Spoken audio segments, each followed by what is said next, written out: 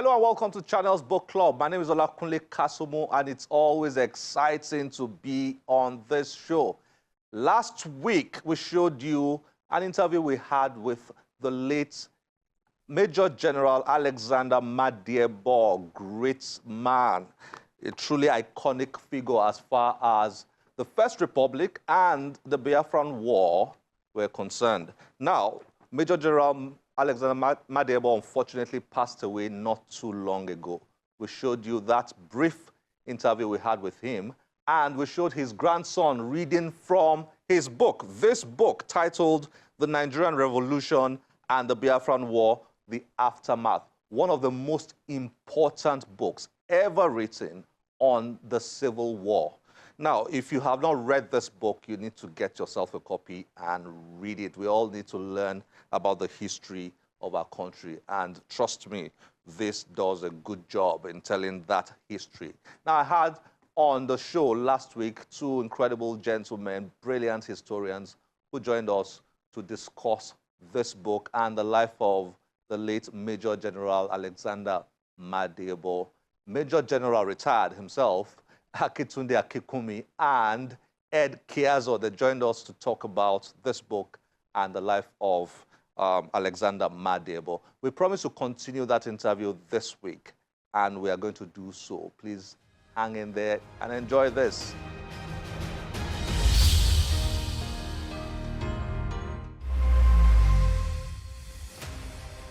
Ed Kiazo is a documentary filmmaker, archivist, historian, lawyer, and author.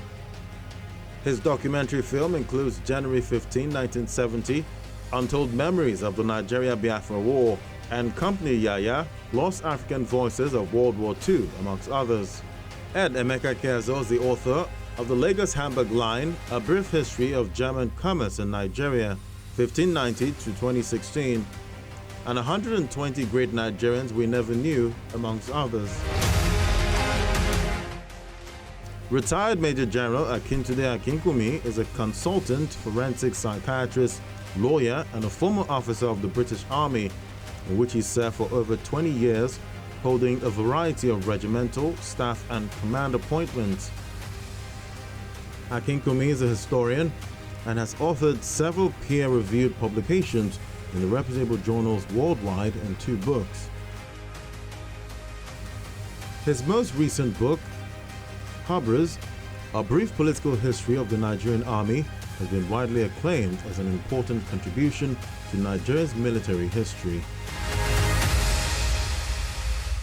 If he was right here now, Major General Alexander Madiebo, if he was right here now, I think he might point this out, and I would like to get your views. I think he argued, he tried to argue, I could pick that while reading, that the military was more or less instigated to intervene, because he explained how the British structured Nigeria, how the British structured the military pre-independence, and how they brought in biases that now all those built up to January 1966. Now, apart from the British, how the politicians acted in certain ways that more or less destroyed the whole country, almost destroyed the whole country, and then instigated or...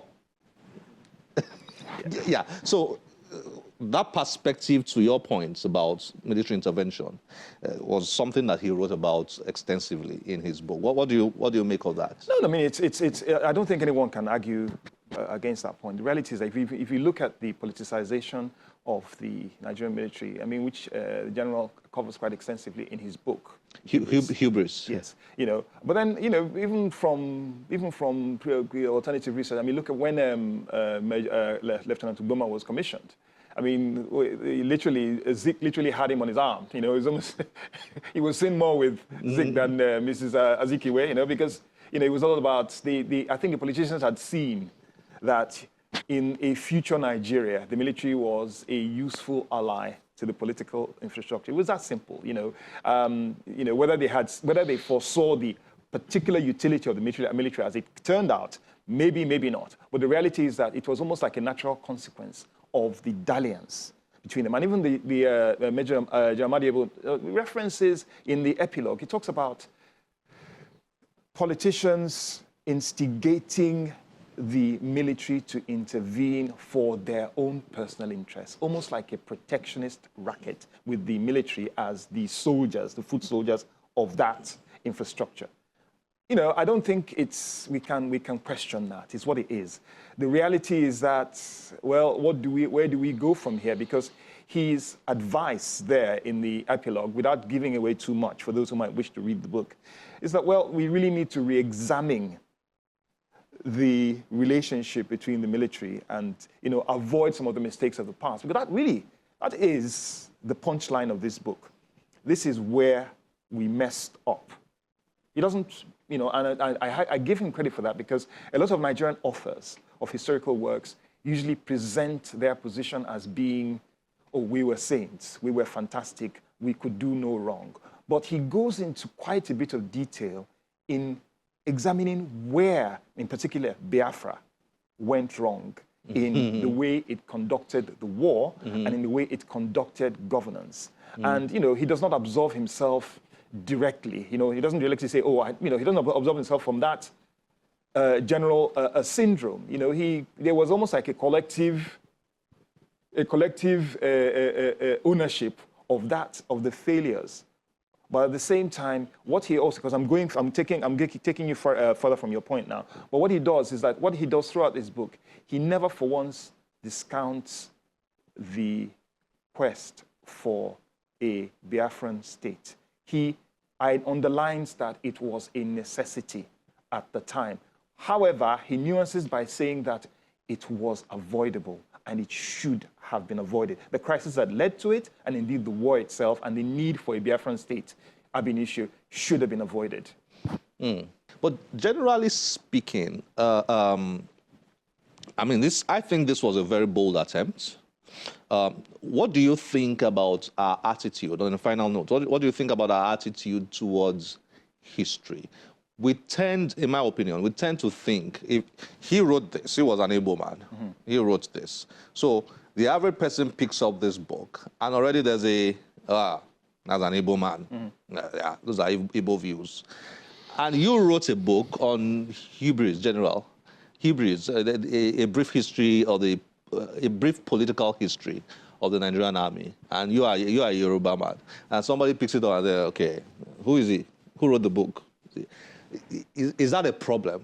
Is it a common thing when we approach history in Nigeria? Well, look, of course it's a problem, because the reality is that, people approach works of history with a blinkered perspective, which often, but then what gives me a bit of comfort is that nowadays, even if it's just to read it and abuse the person, we are more likely to read books that may contain what we deem to be subjective perspectives and be pleasantly surprised at the attempt at balance and objectivity that those books do reveal. I mean, like, when you read General Akinkunmi's book on Humia, he goes into quite a bit of detail to dispel the notion of the so-called Igbo coup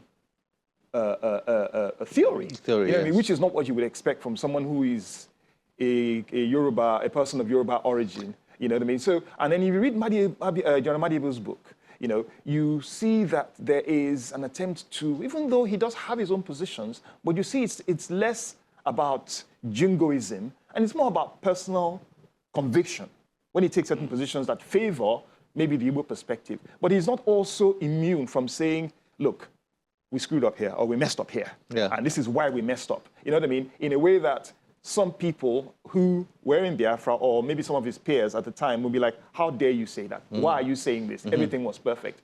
So that, yes, it is a problem. But the reality is that people are now, even if it's for the purpose of finding out what the enemy is saying, are now more inclined to read books and gain more balanced perspectives.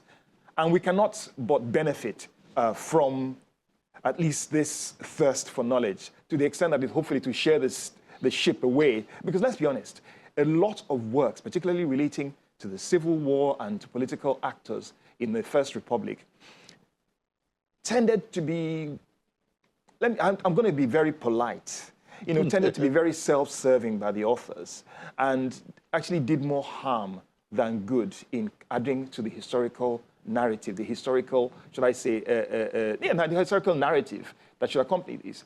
And there's been more, because there's more of a proliferation, from from the Second Republic onwards, there was a gradual increase in the number of books that cover this subject, which gave us a wider, because as historians, what you do, you take several perspectives, part of methodologies, take several perspectives. Okay, where did they all agree? Take that, put it here. Where did they disagree? Then we start to distill. Yeah. So because there's a greater surfeit of literature on the subject, we now have the opportunity, we now have the benefit of being able to compare narratives and hopefully form a more, something of, you can never have a conclusion on subject, but at least form a more nuanced view of who we are. There's nothing like good or bad history. There's just a history, and hopefully that wide universe of literature helps us at least arrive close to, if not at the promised land, which, well, let's hope it exists. Just to add to what Ed said about the vital importance of history, I just want to make two comments. One is something that I talked about in my previous book, which is that if we as a nation don't know where we are coming from, it is very hard to work out not only where we are, but actually where we're trying to get to. Vitally important, I think, that history is returned. And I think I'm one of the most relieved people on earth that cretinous decision to abolish the teaching of history and subsume it in social studies has been reversed. But it's going to take time to undo the damage, because you're talking about 2-3 generations of Nigerians who have no concept of their history. So that's the first thing. And then the second thing is this, which is, in relation to some of the more books written with an agenda by the direct players. First of all, I refer back to what I said about perspective. Sometimes it's hard to see the wood when you're in the middle of the trees. But actually, it is also important to accept that even a clock that is stopped is telling the right time twice a day. So even in all the self-serving verbiage, there are useful bits, which is what I think Ed was referring to, which is, and again, coming back to my jigsaw analogy, that there is always something to learn, even if it is how not to do something. Even if it is how not to do something. Interesting. Has the Nigerian Civil War, has the story been properly told? Has it been told properly? Has it been told enough? It's a question with, somebody might say a question with an obvious answer, but I'm really curious to hear from you. Yeah. Considering, what he did with this book and a few other works, and you've written extensively on that. So even though your own book was not focused entirely on the Civil War.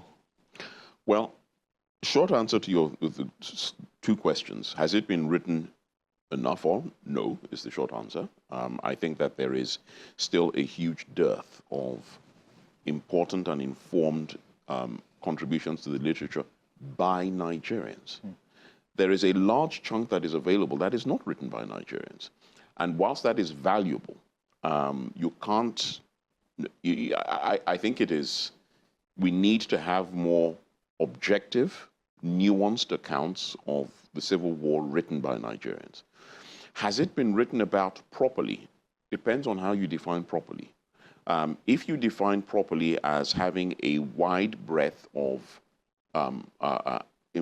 information base upon which to construct a narrative, if by properly you mean that writers are able to separate what the evidence is from what their opinions are, and are very clear in kind of making that distinction, then not enough of that has been done.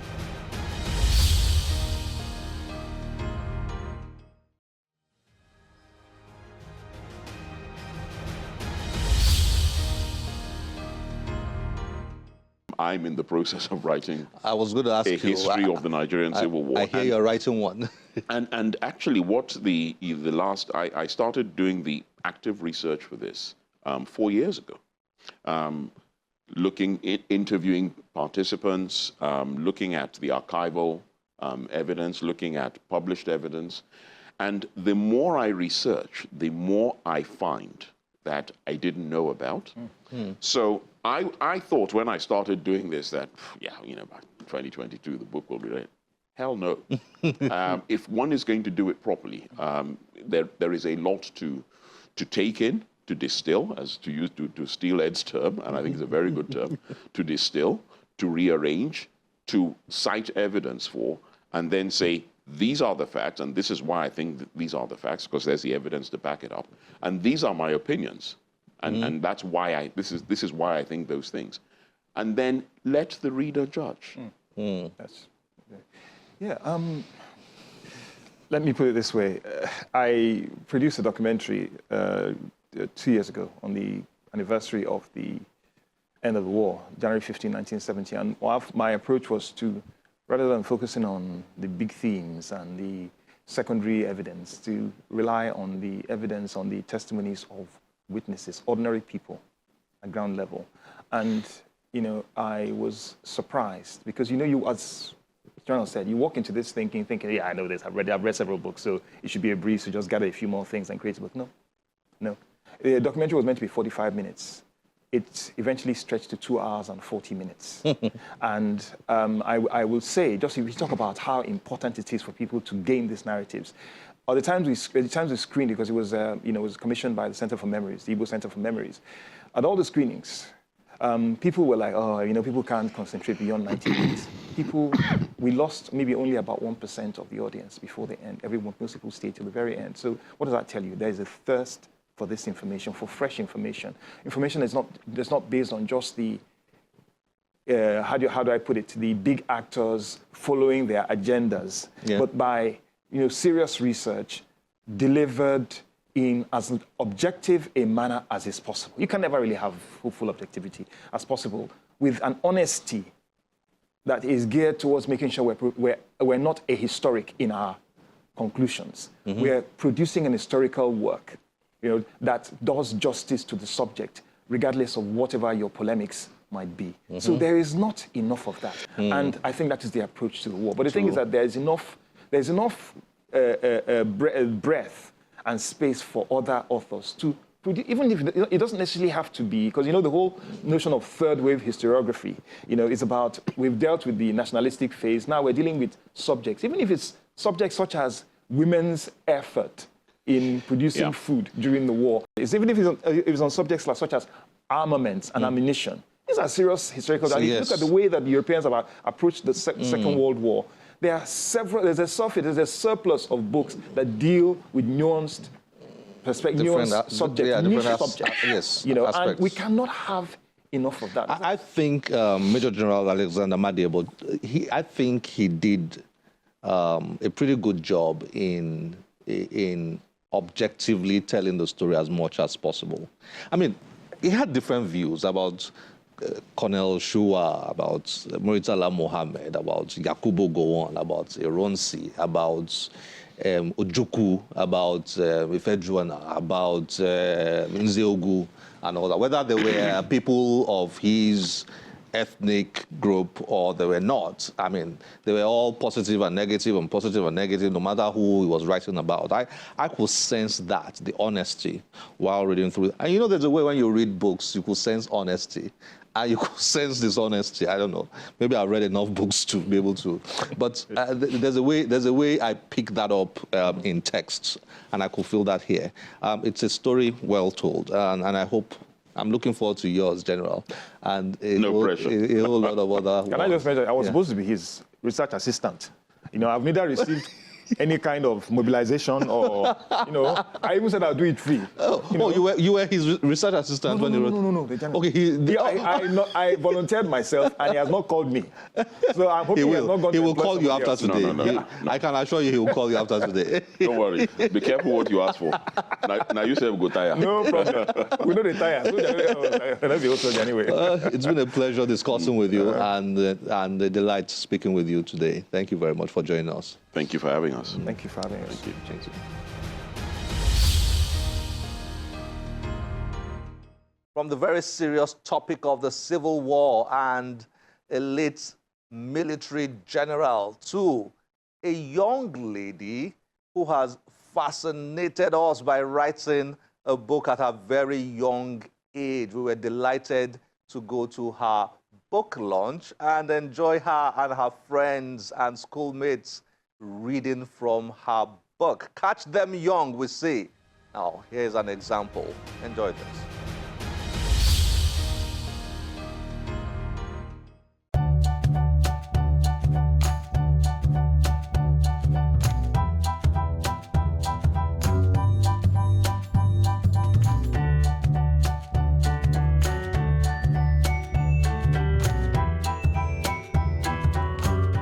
Oluwatobiloba Akakbo is a 10-year-old pupil of Corona School, Gbagada, Lagos.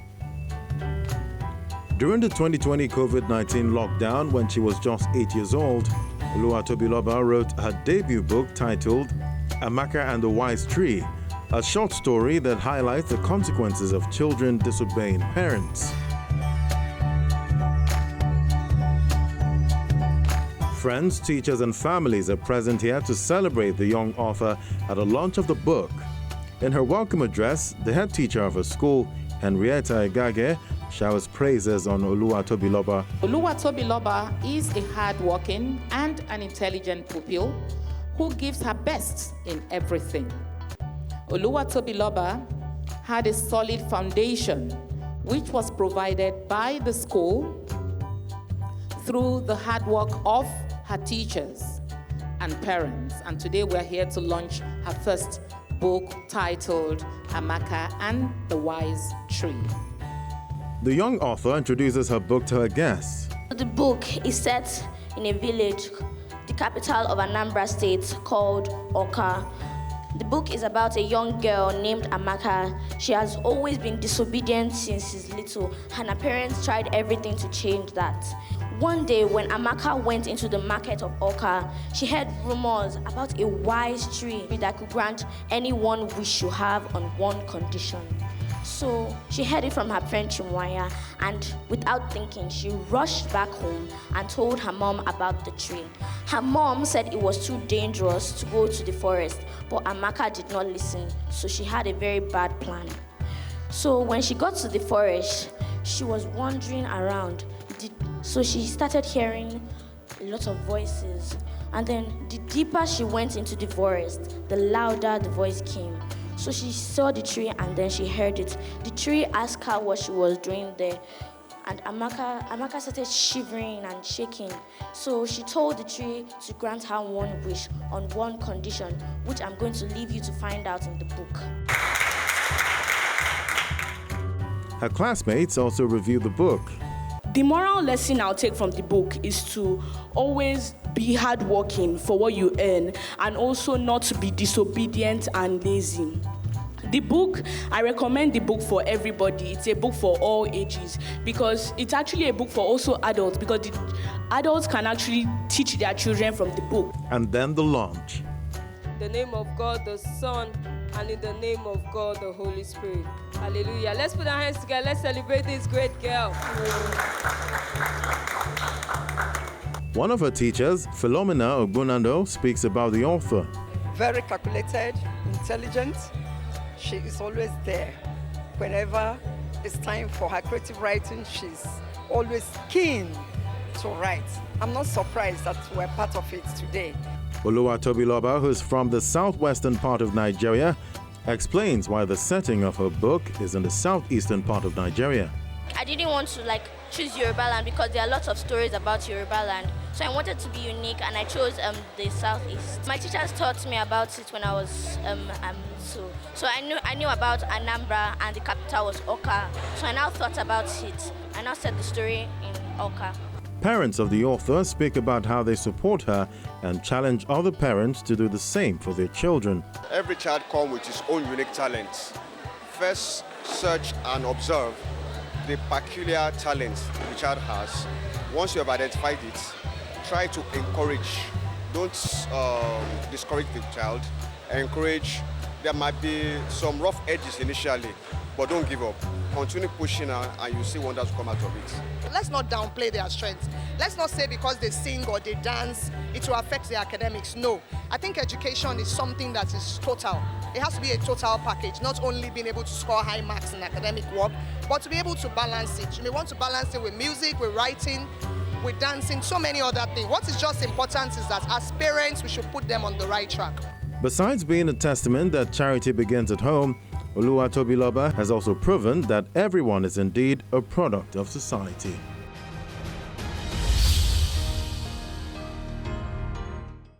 I hope you have had a good time with us today. This is where we have to end the show. As always, we'll be very delighted to get your feedback through any of our social media platforms displayed on your screen. My name is Oluwatobiloba.